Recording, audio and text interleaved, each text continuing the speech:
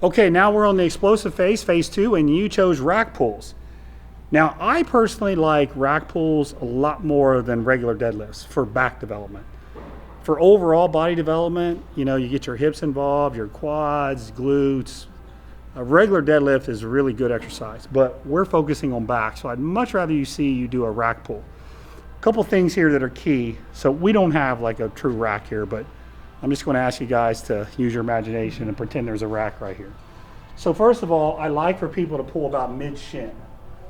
I see people pulling from above their kneecap, and see that mid-shin. I don't like it when I see people pulling above their kneecap. There's just very little range of motion.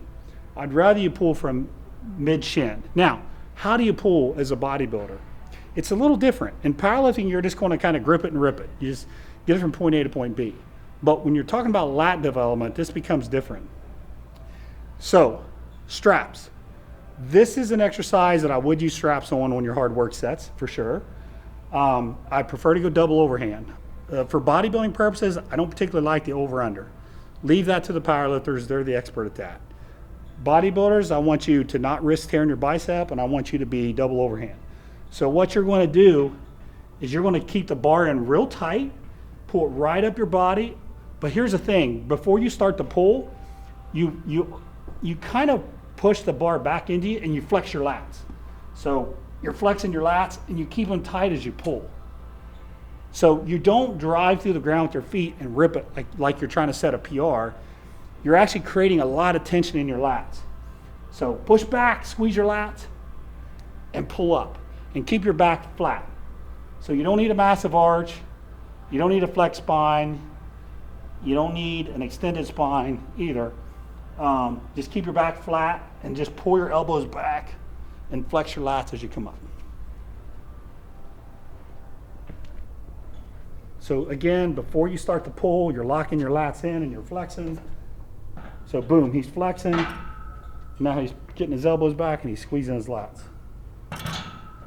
That's how I like to do these for bodybuilding purposes to build your back. It's almost like the giants. It's almost like iso tension 1000. There's a lot of iso tension training that way, but you are getting a little bit of good flex to in your lats, and you'll know when you're done because you'll feel a huge pump in your lats if you do this right.